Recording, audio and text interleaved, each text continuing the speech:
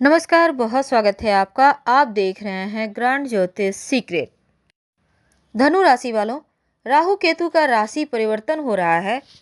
वैदिक ज्योतिष में राहु को 9 ग्रहों में से एक माना जाता है, लेकिन जो अन्य ग्रह हैं सूर्य, चंद्रमा, बुध, मंगल, शुक्र, शनि और बृहस्पति, इनकी तरह राहु का कोई भौतिक अस्तित्व नहीं है, क्योंकि राहु एक छाया ग्रह है और राहु को वैदिक ज्योतिष में धार्मिक दृष्टिकोण से बहुत ज़्यादा महत्वपूर्ण माना गया है।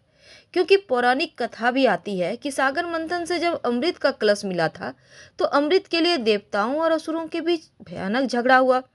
तब भगवान विष्णु ने इस झगड़े को खत्म करने के लिए देवताओं को अमृत पान कराने के लिए भेष बदला और मोहिनी रूप धारण करके वहां पहुंचे। फिर मोहिनी ने देवताओं और असुरों को 2 अलग अलग पंक्तियों में बैठने को कहा। मोहिनी की सुंदर काया के मुंह में सारे असुर सब कुछ भूल गए और मोहिनी चालाकी से देवताओं को अमृत पान कराने लगी। इन सबके बीच एक असुर, स्वभानु नाम का असुर, अपना भेष बदलकर देवताओं की पंक्ति में जा बैठा और अमृत पान करने लगा। तब सूर्य और चंद्रमा को शंका हुई और उन्होंने यह बात भगवान विष्णु को बताई, जिससे क्रोधित होकर भगवान विष्णु ने अपना सुदर्शन चक्र उस असुर के सिर को धड़ से अलग कर दिया और बाद में उस बटे हुए 2 भागों में एक सिर के भाग को राहु और धड़ को केतु के नाम से जाना गया। अब जो राहु होते हैं वो भ्रम का ग्रह है। राहु धुंधली दृष्टि, झूठी उम्मीदें और अंधविश्वास लाता है जीवन में।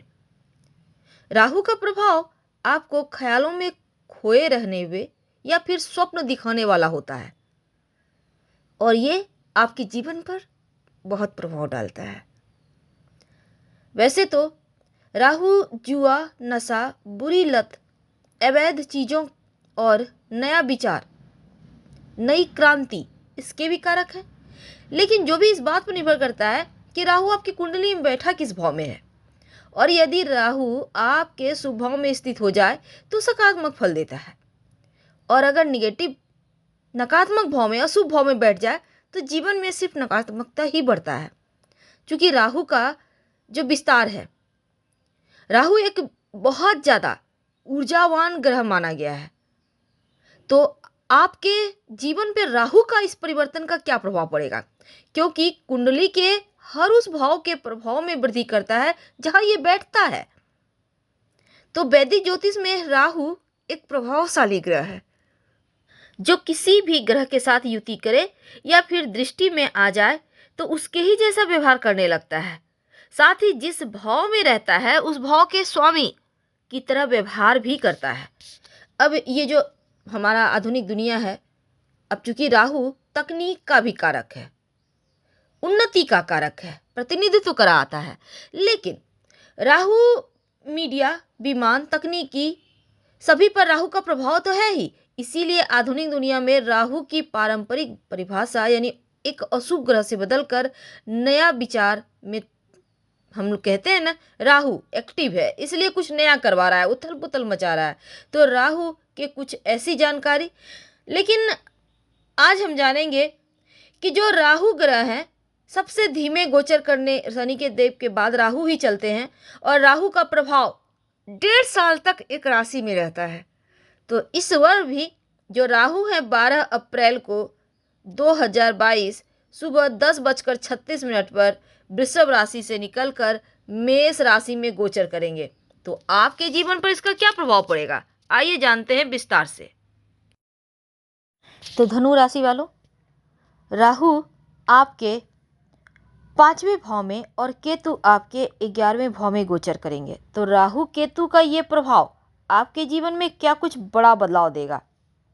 तो उसके पहले एक और बात देखिए, राहु केतु जो है, जैसे कि राहु आपके 5म भाव में आएंगे तो जो 5म भाव होता है बुद्धि, संतान का भाव है, और 5वां भाव सूर्य का भी होता है जो पुरुष संतान का संकेतक है।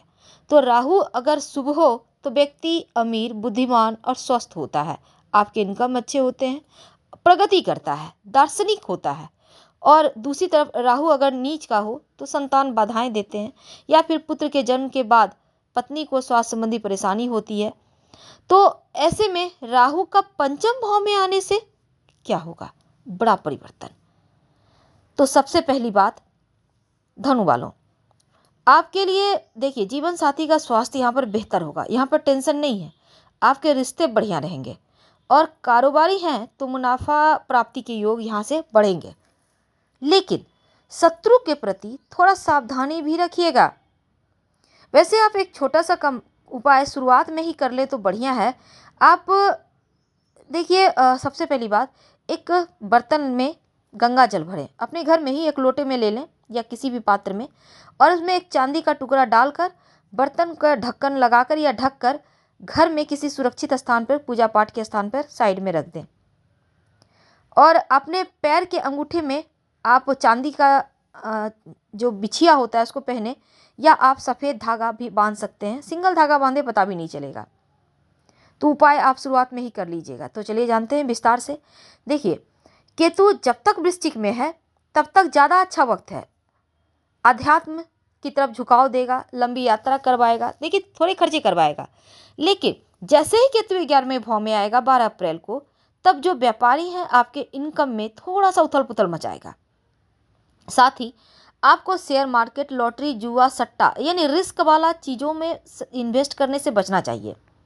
करना भी है बहुत सोच समझकर।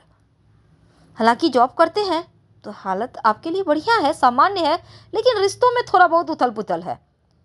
और जो राहु देव हैं आपके यहाँ पंचम भाव में आ रहे हैं, तो इस भाव में आने से राहु का आपका इनकम और व्यापार दोनों में सुफल तो देगा, लेकिन प्रेम संबंध के मामलों में बहुत अच्छा नहीं है।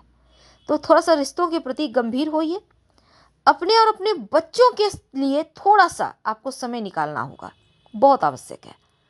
दूसरी तरफ धनु वालों, बहुत अच्छा समय नहीं है, क्योंकि थोड़ा सा आप भविष्य को लेकर असुरक्षित महसूस कर सकते हैं और कोई भी एक गलत फैसला धन हानि करवाएगा। तो धन संबंधी कोई भी फैसला मत लीजिएगा, खुद से लेना है, अपनों से सलाह मशवरा करके लें तो अच्छा है। चूँकि राहु एक क्रूर और पापी ग्रह है, लेकिन अगर मजबूत स्थिति में हो जाए तो रंग से राजा बना देता है, और 27 नक्षत्रों में आद्रा, स्वाति और शतभिषा नक्षत्र का स्वामी है। अब यहाँ पर जो धनु वाले हैं, राहु केतु का ये परिवर्तन बहुत अच्छा नहीं है, क्योंकि थोड़ा सा मानसिक शारीरिक परेशानी देगा और यात्रा वगैरह में हानि करवाएगा। तो इनसे आपको बचना होगा। अब ये नहीं कि इसके कारण आप यात्रा ही ना करें 1.5 साल, ऐसा नहीं है। देखिए समय बहुत अच्छा बस ये नहीं है, क्योंकि एक तो उतरती हुई 7.5 है और भविष्य को लेकर थोड़ी सी चिंताएं हैं। तो गलत निर्णय की वजह से धनहानि है, तो इसीलिए आपको सोच समझकर आगे बढ़ना है, तब जाकर चीज़ें आपके पक्ष में आएगी। हाँ, कुछ अदालती या कानूनी मुद्दे हैं जो आपको परेशान कर सकते हैं, इन चीज़ों से दूर रहिएगा। हालांकि विद्यार्थियों के लिए भी थोड़ा सा मानसिक दबाव है, पढ़ाई पे फोकस करें, भटकाव से बचें, क्योंकि इसमें भटकाव होने की भी संभावना दिखती है। तो आपको भटकाव में नहीं जाना, पढ़ाई लिखाई पे फोकस करना है, तो चीज़ें आपके पक्ष में आएगी।